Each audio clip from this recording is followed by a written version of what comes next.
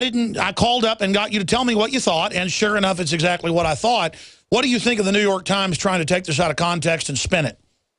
Well, I haven't really read that, and I don't know for sure. But yeah, if they think I'm racist, they're totally wrong.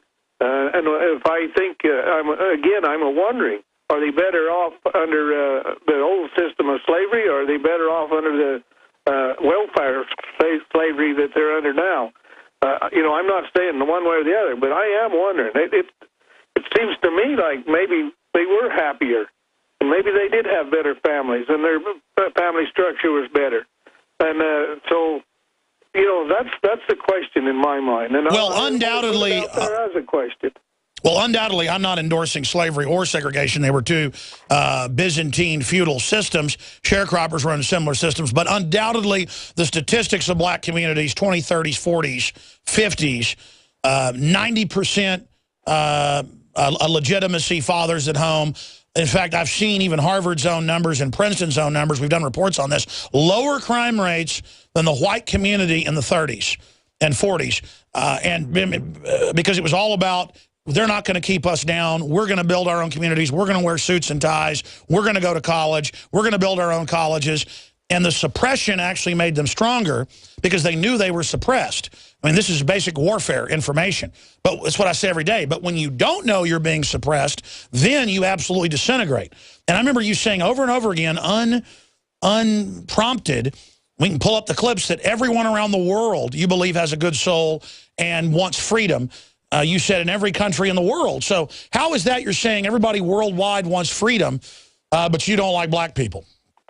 And I know black people want freedom, and I know that their souls are good. Individually, I know that. And that's what our Constitution was all about, is to be able to, these people to be able to exercise their agency, be able to feel free, be able to speak, be able to go and do the things, to be able to experiment, and for sure be able to have good families. That's what our founding fathers want, and I know that's what our Heavenly Father wants for them. For them and for us, there's no difference between them and us. We're all the same. And our Heavenly Father loves us the same. He gives us the same opportunity, and we are the same. And so there's no prejudice in my mind at all. Well, what the controlled media does is they take stuff out of context to demonize folks. But here's your first official statement responding to the New York Times, MSNBC, CNN. Without me interrupting, make your statement of what you really stand for and why you brought this up. Were you bringing it up as a rhetorical to cause a debate? Why this subject was brought up is we had a party, a gathering here last Friday, and I invited the ethical groups, but there's very few of them come. Most of the people that come a lot of them were from the eastern coast. A lot of them, they were basically white people. So when I got through, I questioned, why aren't you people here? And so I expressed sort of some of my feelings here about how I felt about them. And they put them, they made it sound like I was prejudiced. I wasn't prejudiced. I was actually inviting them to the party. And we're actually going to have another party this Friday, camp, along the Virgin River. I said, my ranch has a swimming pool 30 miles long. Come and enjoy it. And I want these people to come and enjoy it. I don't want just white people coming and enjoy it. I want all races to come and enjoy this public land and see what America's all about. It's a land of beautiful and plenty. And that's to celebrate. That's to celebrate our liberties and freedom. And not only that, let's let the world know that we're not going to let nobody point guns at us again, ever again. Not the United States government, for sure. Cliven, if there was a black farmer or a rancher, say in Kansas, having the same thing happen to him, now that people came to your aid, would you or your family come to a black farmer's aid? Let me explain something maybe even closer. Right now, there's a black man right in my front yard right now in the militia, and he has been protecting my family. He's been coming through my home, eating with me and eating with my family, mingling back and forth through my house, day and night, and I can't see anything different about him than any of the other boys that's coming in and out of here. we love him and respect him the same as we do anyone else. I think he feels as comfortable as anybody else. That's really the way we're supposed to feel about each other. And it's example going right on in my home right now. Well, now we get the rest of the story, as Paul Harvey would say. That's what I always point out. The media demonizes the Tea Party and says no minorities are there, even though I go to major libertarian Tea Party events and there's all sorts of people there, black, white, Hispanic, you name it. But then I talk to black friends of mine, they're like, I don't know if I want to go to a Tea Party. Aren't they racist? That's done to keep us apart. So I didn't know that you were complaining that you'd invited black groups there and other, quote, minority groups, and they weren't there, and you were complaining, saying, man, they're on another form of modern slavery, replacing one evil with another, and I had no idea. Wow. And do you think the New York Times knows they're lying on purpose or spinning this? I don't know. You know, I'm in front of the media for a lot of hours every day, and I sure have never indicated that I was prejudiced. Like I said, I did actually miss the ethnic groups, and I've asked, where are you? And you know, in other words, why would I ask if I wasn't concerned?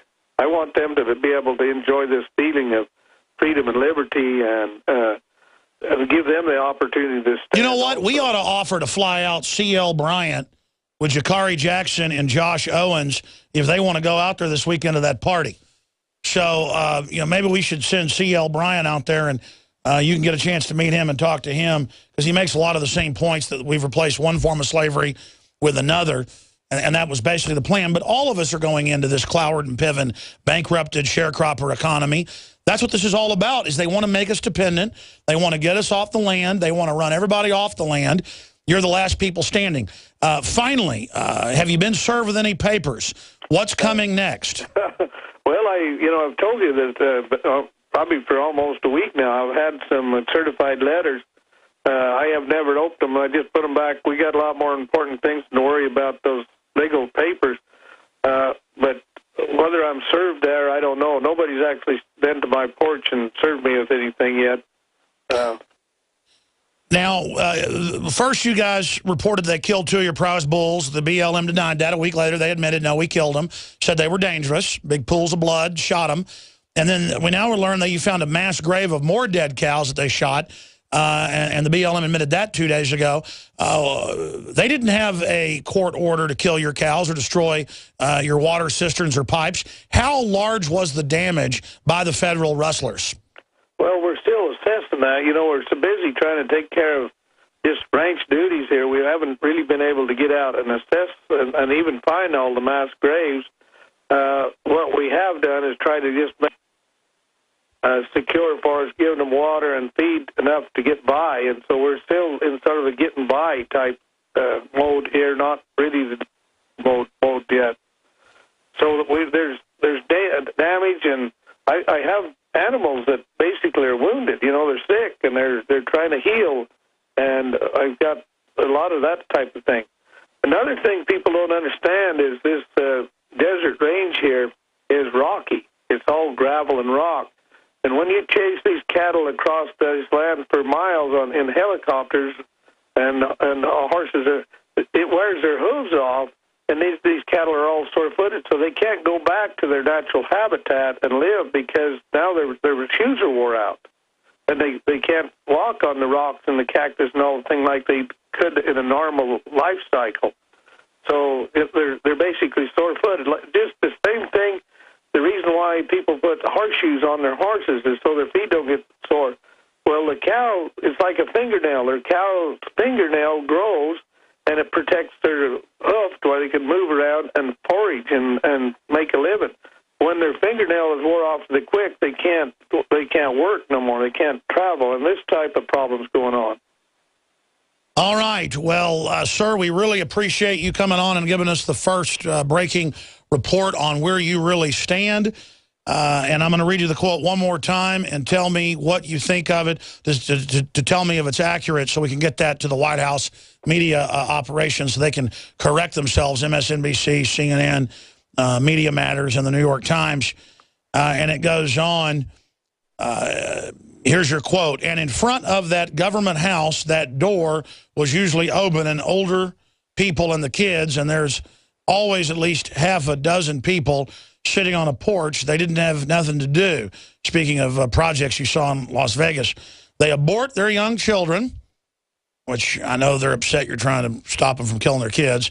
It's because you're racist. You want blacks not to be dead because you're racist. They abort their young children. They put their young men in jail. Yeah, you don't like all the blacks being in jail, more racism, because they never learned how to pick cotton.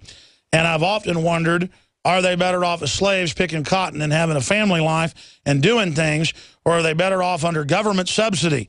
They didn't get no more freedom. They got less freedom.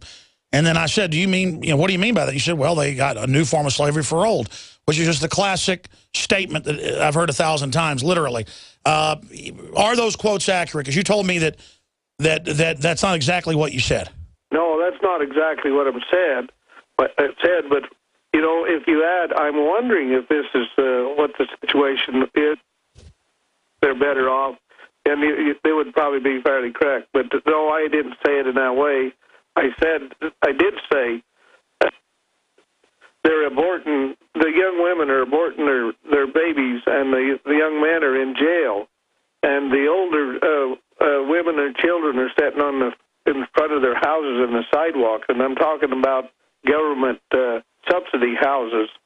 And the other picture is when they was back in the South, they were in the front of their porch as a family unit, and they